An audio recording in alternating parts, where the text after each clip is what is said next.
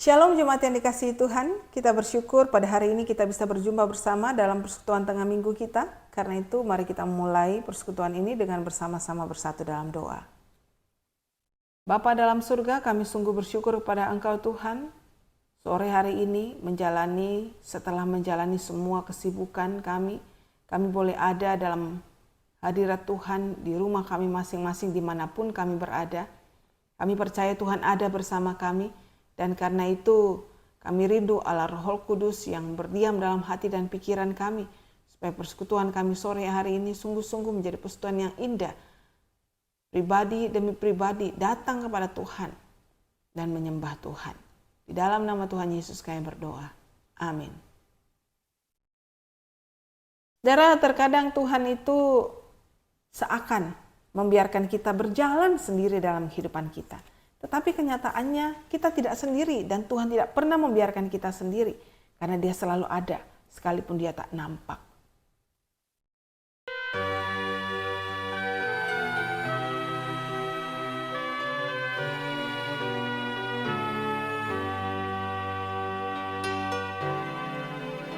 Di jalan aku diiring oleh Yesus Tuhanku, apakah yang kurang lagi jika Dia panduku?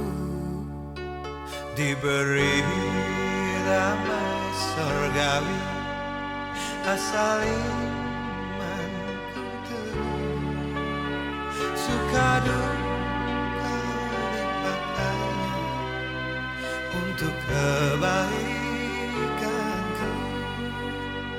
Suka duka dipakainya untuk kebaikanku.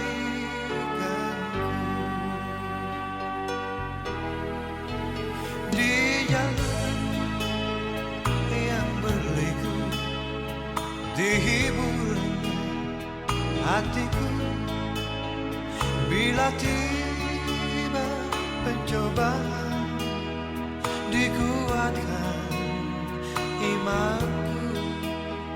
Jika aku kehausan dan langkahku tak tetap dari cadas di depanku, datang air yang segar dari cadas di depanku, datang air yang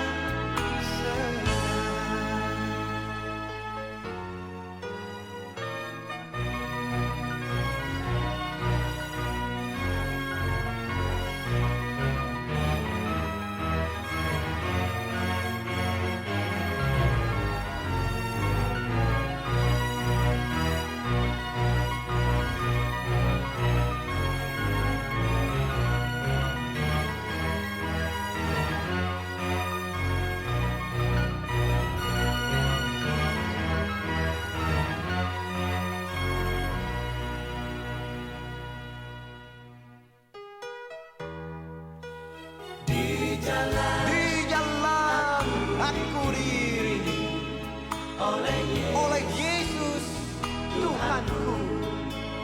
Apakah yang kurang lagi jika Dia panduku?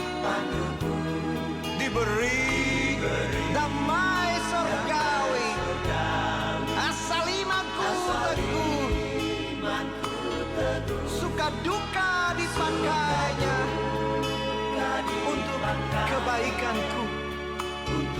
Oh, suka duka dipakainya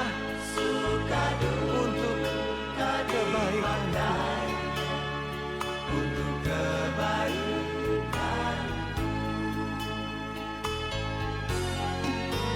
Di jalanku yang berliku dihibur hatiku, bila tiba pencobaan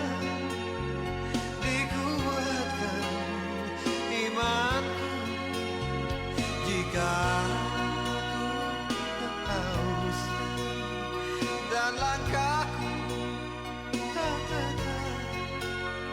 dari cadas di depanku, datang air yang segar. Dari cadas di depanku, datang air yang segar.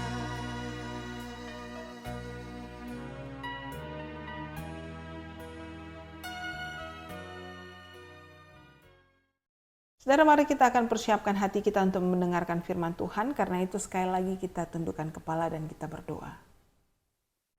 Bapa dalam surga, tenangkan hati dan pikiran kami ya Tuhan, supaya firman Tuhan yang akan kami baca dan renungkan bersama ini sungguh-sungguh bisa kami mengerti dan juga kami aplikasikan dalam kehidupan kami hari lepas hari.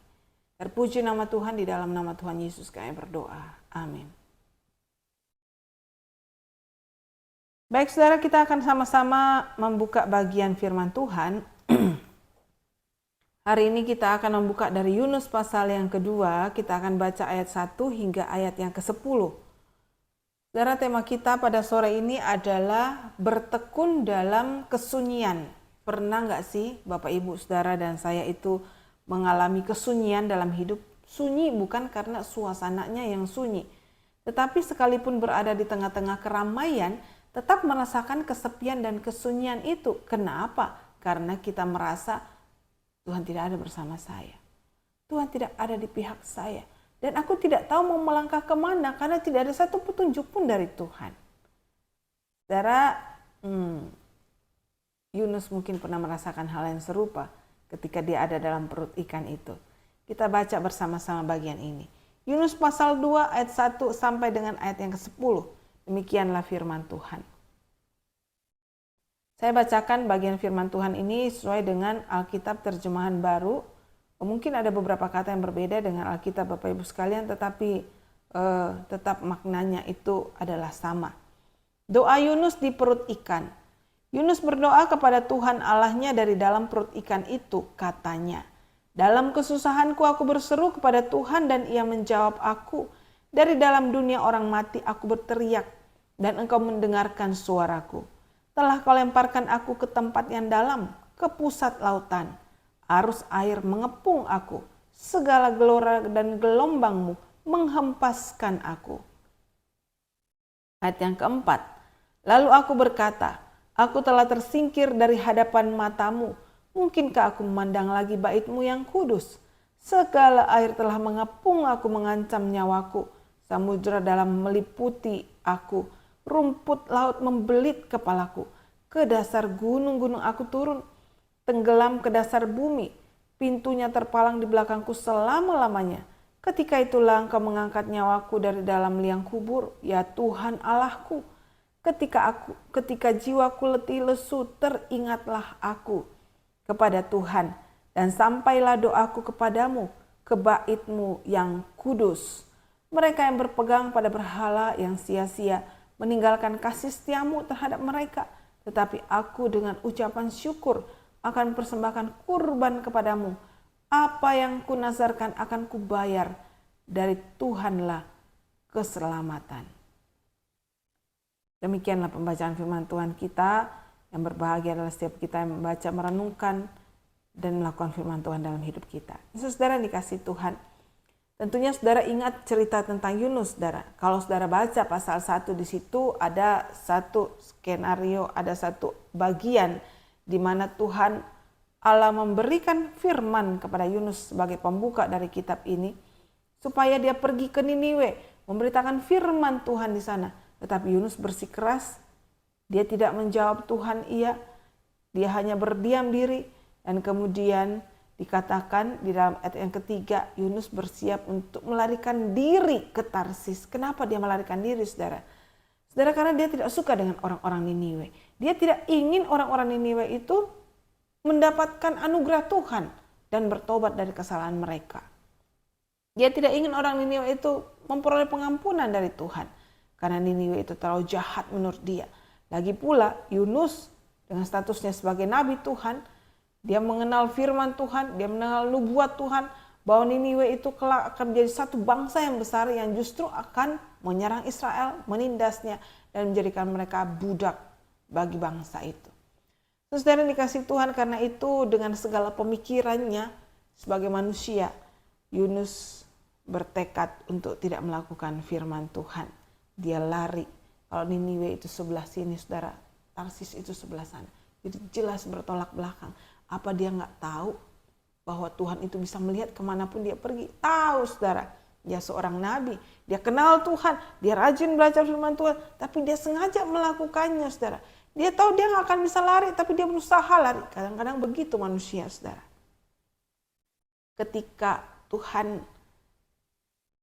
menginginkan sesuatu yang berbeda dengan apa yang kita inginkan, ketika kehendak Tuhan itu bertentangan dengan kehendak kita, dan kita berusaha untuk melakukan kehendak kita, melampaui kehendak Tuhan, kita tahu kita nggak akan mampu sebagai manusia, tapi kita tetap ngeyel, ngotot untuk melakukannya, saudara. Enggak, aku nggak mau ada jalan Tuhan, aku mau sebelah kiri. Kita tahu kalau nggak berjalan dengan Tuhan itu tidak penuh damai sejahtera. Tapi kita melihat rancanganku ini jauh lebih baik daripada rancangan Tuhan, maka kita belokkan diri kita dengan harapan Tuhan juga akan membelokkan kehendaknya. Saudara, Tuhan biarkan Yunus berlari ke Tarsis. Tetapi di tengah lautan Tuhan tangkap Yunus, saudara. Singkat cerita, Yunus ditelan ikan besar. Saya nggak bilang itu ikan paus, ikan besar, saudara. Karena itu memang bukan ikan paus, ikan besar menelan dia.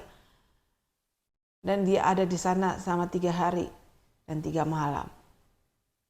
Pertanyaannya, waktu ada di sana 3 hari 3 malam, banyak yang bertanya, gimana caranya Yunus bernapas dalam perut ikan itu? Manusia kan tidak seperti ikan bisa bernapas dengan insang. Gimana caranya dia bisa hidup 3 hari dalam perut ikan, dan setelah dimuntahkan dia masih ada dalam keadaan hidup dan sehat walafiat, saudara? Pastinya semua karena kehendak dan anugerah Tuhan. Dan di dalam perut ikan itulah Yunus berdoa di dalam kesunyiannya. Dia tahu saat itu adalah waktu di mana Tuhan mau membentuk dia. Dia tahu sekalipun Tuhan berdiam 3 hari itu, Tuhan tetap peduli kepadanya. Jadi saudara yang dikasih Tuhan, kadang-kadang kalau kita berpikir, kenapa sih Tuhan berdiam? Kenapa sih doa-doa saya sunyi, sepi, seperti itu? Nggak ada jawaban dari Tuhan. Kenapa sih saya nggak bisa tahu ke arah mana saya akan melangkah? Saudara ingat Yunus, 3 hari dia di perut ikan, gelap gulita, buka mata pun nggak bisa lihat apa-apa, saudara. Nggak ada cahaya sedikit pun. Tapi dia tahu di situ ada Tuhan bersama dia. Dan waktu Tuhan berdiam diri, bukan berarti dia nggak ada bersama kita. Dia ada bersama kita. Bukan berarti dia nggak peduli sama saudara dan saya. Dia peduli sama saudara dan saya. Tapi apa yang Tuhan inginkan di dalam keberdiaman dirinya, saudara? Tuhan ingin kita dibentuk sesuai dengan apa yang Tuhan inginkan. Saudara, ada 3 hal yang saya catat di sini. Kenapa Tuhan membiarkan Yunus berdiam diri perut ikan 3 hari. Dan kadang-kadang juga Tuhan berdiam kepada kita. Ada 3 hal yang Tuhan ingin ajarkan kepada kita supaya kita menjadi pribadi-pribadi yang sesuai dengan kehendak Tuhan. Yang pertama, saudara, Tuhan ingin kita mengenal isi hati Tuhan. Jadi kalau kita tidak kenal isi hati seseorang, maka kita nggak akan bisa mempersiapkan apa yang dia inginkan. Kalau kita katakan saya dan saudara adalah hamba Tuhan, maka apa yang harus menjadi kerinduan saya adalah menyenangkan hati Tuhan. Tapi bagaimana caranya saya bisa menyenangkan hati Tuhan kalau saya tidak tahu isi hati Tuhan itu apa? Mungkin saya akan melakukan ini dan itu dan saya pikir itu sudah menyenangkan hati Tuhan. Tetapi ternyata Tuhan bukan menginginkan hal itu, saudara. Karena itu kadang-kadang Tuhan izinkan kita ada dalam kesunyian itu. Supaya kita bisa berdiam diri dan lebih mengenal tentang Tuhan.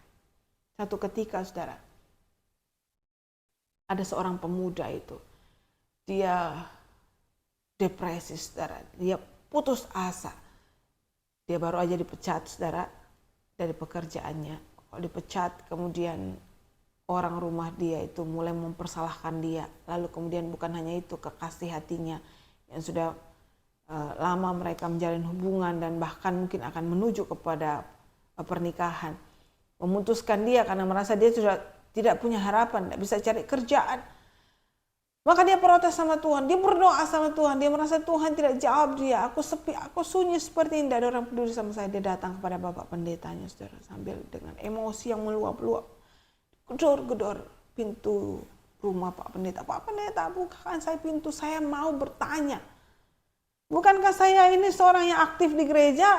Saya pengurus komisi dewasa, komisi pemuda, dari saya remaja saya aktif melayani Tuhan. Saya pakai semua talenta saya untuk melayani Tuhan. Tapi kenapa saya yang dipilih untuk di PHK? Bukan hanya itu, keluarga saya tidak dukung saya, kasih saya tinggalkan saya seperti hopeless. Lalu kemudian Pak Pendeta itu lihat dia dari dalam rumahnya, saudara. Di balik jendela, dia sengaja nggak buka pintu. Sambil menunjuk, nggak bisa dengar apa yang kamu teriakkan di pintu saya ya. Come in, masuk, katanya dia, buka pintu. Dia masuk, Pak Pendeta saya protes, kata dia. Pak Pendeta panggil dia, duduk di sini. Pak Pendeta, saya mau protes ini. Bapak Pendeta itu tidak dengar saya dari tadi teriak-teriak. Saya sudah stres, saya sudah putus asa. Tapi Pak Pendeta kenapa tetap tidak mendengarkan suara saya? Lalu dia dengan bahasa isyarat, Pak Pendetanya suruh dia duduk di dekat perapian rumahnya. Duduk di sana. Lalu kemudian dia bertanya kepada pemuda itu, apa yang kau ingin protes? Coba katakan di sampingku ini. Lalu pemuda itu mulai diam, saudara. Dia berdiam diri, dia atur napas, lalu dia cerita sambil menangis, saudara. Pendeta itu rangkul dia dan berkata, coba kamu pikirkan waktu kamu datang ke rumah saya, kamu sambil berteriak-teriak, kamu habiskan semua energimu, kamu seakan-akan tidak peduli, kamu merasa seakan-akan saya nggak peduli sama kamu. Tetapi yang saya inginkan adalah kamu datang lebih dekat sama saya. Duduk di samping saya. Menikmati kopi ini berdua. Dan setelah itu mereka berdoa bersama. Dan percaya. Dia katakan, saya sudah kehilangan segala sesuatunya. Saya cuma punya Tuhan dalam hidup saya. Pendetanya bilang, cukup itu sebagai modal kamu untuk bangkit dan maju kembali. Saudara yang dikasih Tuhan, kadang-kadang kita merasa seperti anak muda tadi, saudara. Putus asa, kita teriak-teriak, Tuhan tidak peduli sama kita, tapi Tuhan ada di situ. Kalau saudara punya anak kecil, dia jerit-jerit, dia teriak-teriak, minta sesuatu, entah di mall atau dimanapun di keramaian, ada dua pilihannya, saudara. Saudara mau belikan dia mainan atau apa yang dia inginkan, tetapi saudara memanjakan dan tidak mendidik dia, atau saudara membiarkan dia teriak-teriak dulu sampai dia kelelahan, lalu saudara gendong dia, saudara kasih dia pengertian, lalu saudara kalau apa yang dia inginkan itu masuk akal, baru kita berikan sama dia dengan pengertian yang baik. Bukan seperti itu caranya meminta. Kadang-kadang Tuhan juga melakukan hal seperti itu supaya kita tahu isi hatinya. Dia nggak ingin kita teriak-teriak dari jauh, lalu kita dapatkan apa yang kita inginkan. Dia ingin membentuk kita menjadi seorang pribadi yang mengenal isi hati Tuhan. Mengenal dia di dalam kesunyian. Mengenal dia dalam relasi yang dekat sebagai bapa dan anak. Mengenal dia di dalam suatu situasi yang sunyi dan hanya berdua dengan Tuhan. Yang kedua, saudara, ketika Tuhan berdiam diri, dia ingin membentuk kita sesuai dengan apa yang dia inginkan. Nah, saudara dikasih Tuhan, kalau kita kembali ke kisah Yunus, itu Yunus dikenal sebagai nabi Tuhan yang melayani Tuhan di Israel sebelah atas atau sebelah utara. Karena waktu itu Israel sudah terbagi dua, Israel utara dan Israel selatan. Dia melayani di Israel utara ini. Di utara itu mayoritas orang-orang yang tidak takut Tuhan lagi, sekalipun mereka namanya bangsa pilihan. Raja-rajanya adalah keturunan yang bukan keturunan Daud. Yunus melayani di sana, saudara.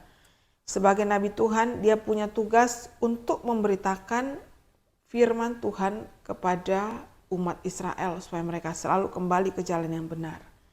Yang dia tahu Tuhan itu berfirman, dia sampaikan kepada umat pilihan Tuhan. Jarang dia mendapat firman untuk disampaikan kepada bangsa lain, apalagi bangsa yang akan diberitakan ini bukan bangsa yang baik-baik, tetapi bangsa yang sangat jahat. Bagi Yunus, pikirannya Tuhan hanya baik kepada bangsa pilihannya. Tuhan hanya mengasihi anak-anaknya saja. Tuhan hanya berpihak kepada bangsa pilihannya saja. Bangsa lain bagi dia mungkin adalah bangsa kafir dan tidak layak mendapatkan pengampunan Tuhan. Karena itu ketika firman Tuhan datang hari itu, dia menjadi heran dan bertanya-tanya, ada apa, kenapa Tuhan kok mengurus bangsa lain yang bukan bangsa pilihan? Bangsa pilihannya aja ini tidak berada di dalam track yang benar, sulit untuk diatur. Sekarang saya harus pergi dan mengatur bangsa lain supaya mereka bertobat dan kembali kepada Tuhan. Jadi pikiran Yunus tidak seperti yang pikirkan Tuhan. Karena itu Tuhan ingin mengangkat Yunus untuk bisa menjadi pribadi yang punya pikiran yang sama dengan Tuhan, hati yang sama dengan Tuhan, kasih yang sama dengan Tuhan. Bahwa Tuhan itu mengasihi semua bangsa. Tuhan itu rindu untuk mengampuni semua bangsa. Tuhan itu menyayangi semua manusia ciptaannya. Tidak ada manusia yang dibuang di hadapan Tuhan. Tidak ada manusia yang dinomorduakan di hadapan Tuhan. Semua sama di hadapan Tuhan. Bahkan ketika bangsa Israel itu dipanggil untuk menjadi bangsa pilihan, tujuan Tuhan adalah memberkati mereka supaya mereka jadi berkat bagi bangsa lain. Dan ini yang sulit untuk dipahami Yunus sebagai bangsa pilihan Tuhan dan nabi Tuhan.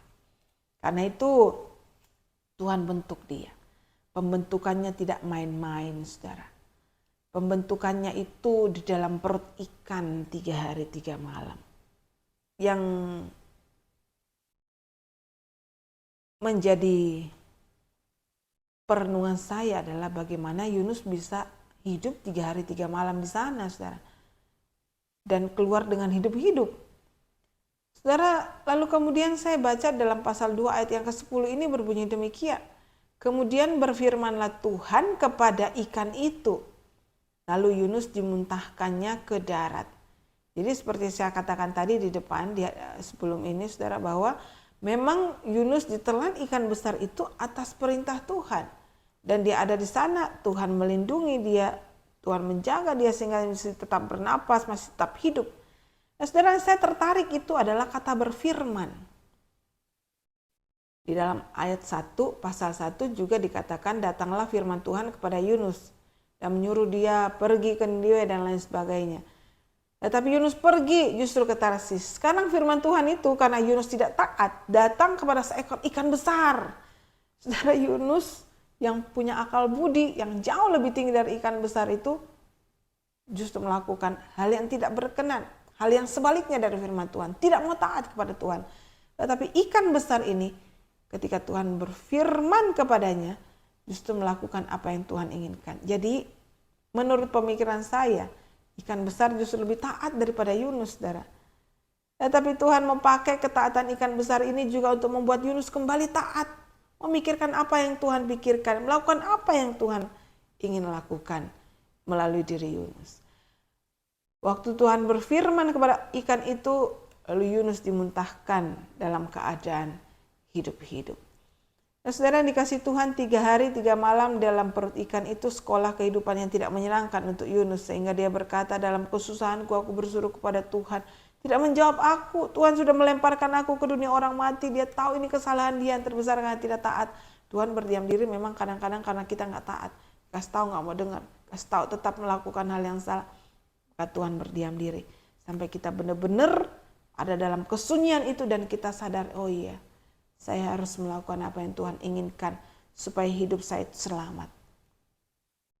Saudara, dalam perut ikan itu Yunus tahu yang dia rindukan itu adalah berada di dalam bait sucinya Tuhan. Bait kudusnya Tuhan. Dia mengatakan, mungkinkah aku memandang lagi bait-Mu yang kudus? Dalam ayat 7 dikatakan, ketika jiwaku letih lesu, apa yang Yunus ingat saudara? Bukan teman-temannya, bukan makanan kesukaannya. Saudara, kadang-kadang kalau kita dalam putus asa, apa yang saudara dan saya ingat? Kenyamanan hidup kita dulu, kebahagiaan kita dan lain sebagainya.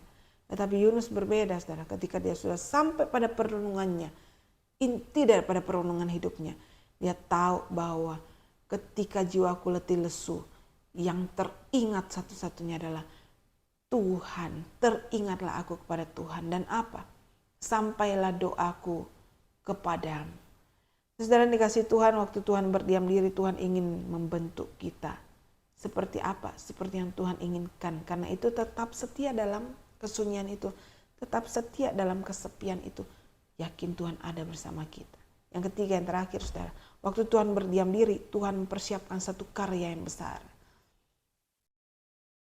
Beberapa kali dalam Alkitab ketika Tuhan berdiam diri dalam waktu yang lama, dia sedang mempersiapkan satu karya yang besar. Waktu orang Israel 400 tahun di Mesir, seperti Tuhan berdiam diri kepada mereka. Tetapi Tuhan sudah mempersiapkan seorang bayi kecil bernama Musa, lahir dari keluarga yang biasa untuk menjadi pemimpin mereka, bawa mereka keluar dari Mesir. Saudara, ketika Tuhan berdiam diri terhadap umatnya karena dosa dan kesalahan mereka, dari kitab Maleaki ke kitab Matius itu juga ada beberapa abad di sana Tuhan berdiam diri. Tuhan bukan gak peduli, dia sedang mempersiapkan seorang bayi kecil yang akan lahir di Bethlehem, yaitu bayi Yesus, untuk menyelamatkan seluruh dunia yang percaya kepadanya. Saudara, waktu Tuhan berdiam diri kepada Yunus, Tuhan sedang mempersiapkan dia, saudara, untuk pergi dan menyelamatkan sebuah bangsa yang besar. Saudara baca di pasal 4 situ dikatakan, bagaimana aku tidak sayang kepada Niniwe, satu bangsa yang besar yang tidak bisa bedakan kanan dan kiri. Saudara, Niniwe itu memang terlalu jahatnya dan kejamnya sampai orang-orang sama manusia tidak suka kepada mereka. Tetapi katakan Tuhan tetap sayang kepadanya. Pasal 4 ayat yang ke-11. Bagaimana mungkin aku tidak mengasihi Niniwe, kota yang besar itu yang berpenduduk lebih dari 120.000 orang yang tidak tahu membedakan tangan kanan dari tangan kiri serta ternaknya. Saudara dikasih Tuhan, karena itu di akhir kitab Yunus ini tidak disebutkan apa-apa lagi kecuali pertanyaan ini. Mau juga bertanya sama kita, bagaimana mungkin Tuhan itu tidak sayang sama kita? Sekalipun dia terkadang terlihat berdiam diri, saudara ingat, Tuhan ingin kita mengenal hatinya. Tuhan ingin membentuk kita sesuai dengan keinginannya dan persiapkan kita menjadi karya Tuhan yang agung. Mari kita berdoa. Bapa dalam surga, terkadang hidup kami terasa begitu sepi dan sunyi. Doa-doa yang berusaha kami naikkan kepada Tuhan pun seakan itu tidak Tuhan dengarkan. Tetapi Yunus kembali mengingatkan kami bahwa dalam kesunyian itu justru Tuhan bekerja untuk membentuk kami menjadi pribadi-pribadi yang lebih kuat, pribadi-pribadi yang berkenan di hati Tuhan, mengenal isi hati Tuhan, dan bahkan Tuhan persiapkan kami untuk satu pekerjaan Tuhan yang luar biasa. Ajar kami Tuhan, tetap setia, tetap tekun di dalam kesunyian ini. Tetap mengingat Tuhan dan merindukan Tuhan dalam kehidupan kami. Bukan yang lainnya Tuhan, hanya Tuhan saja. Karena itu saat ini kami juga rindu berdoa untuk saudara kami yang sedang lemah tubuh, yang sedang sakit. Tuhan, Engkau sendiri yang tahu kesulitan mereka, kesakitan mereka. Kiranya Engkau yang berkenan untuk menyembuhkan saudara kami ini. Memulihkan kesehatan mereka, memulihkan tubuh mereka kembali. Dan kami juga berdoa untuk para orang-orang tua kami yang ada di rumah. Tuhan, Engkau tolong mereka menjadi sahabat, menjadi teman sejati bagi setiap mereka. Tidak sendirian mereka Tuhan, ada Tuhan yang bersama dengan mereka. Kami juga ingat untuk bangsa dan negara kami ini. Tuhan terus berkati perjalanan bangsa kami menjelang pemilu, memilih calon pemimpin yang baru. Tuhan kasih hikmat kepada setiap kami, seluruh bangsa, untuk bisa memilih pemimpin yang tepat. Terpuji nama Tuhan ini, doa kami dalam nama Tuhan Yesus kami berdoa. Amin.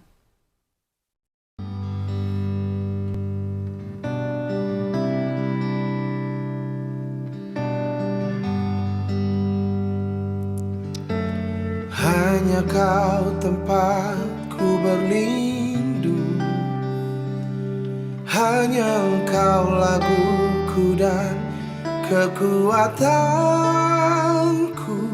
Izinkanlah ku datang menyembah, membawa syukurku.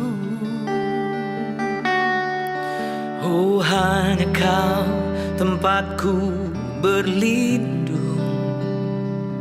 dan hanya Engkau laguku dan kekuatanku. Izinkanlah ku datang menyembah, membawa syukurku. Sedalamnya hatiku Kau pun tahu, dan kasih-Mu tak jauh dalam jiwaku. Di dalam kesesakan, di dalam kemenangan, ku tahu Engkau selalu bersamaku.